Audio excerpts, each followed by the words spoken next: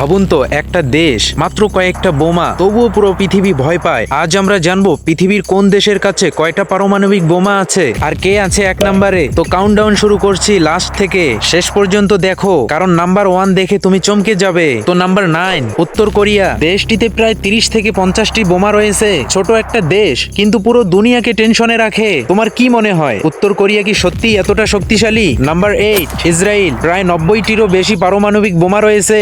এই দেশটা সবচেয়ে রহস্যময়, কারণ তারা কখনো স্বীকারই করে না তাদের পারমাণবিক বোমা রয়েছে। নাম্বার 7, ভারত। প্রায় 160টিরও বেশি পারমাণবিক বোমা রয়েছে। দক্ষিণ এশিয়ার শক্তিশালী দেশগুলোর একটি, নিজেদের নিরাপত্তার জন্য শক্তি বাড়িয়েই যাচ্ছে। নাম্বার 6, পাকিস্তান। প্রায় 170টিরও বেশি পারমাণবিক বোমা রয়েছে তাদের কাছে। ভারতের ঠিক পাশেই আরেক পারমাণবিক শক্তি।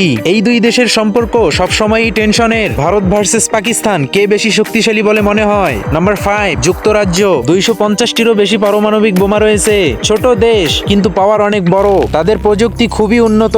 Number 4, France. বোমার সংখ্যা 290টি। ইউরোপের আরেক শক্তিশালী দেশ, নিজেদের ডিফেন্সে খুবই সিরিয়াস। নাম্বার 3, চীন। 400টিরও বেশি বোমা রয়েছে। চীন খুব দ্রুত তাদের পারমাণবিক শক্তি বাড়াচ্ছে। তোমার কি মনে হয়, চীন কি ভবিষ্যতে এক নম্বরে যাবে?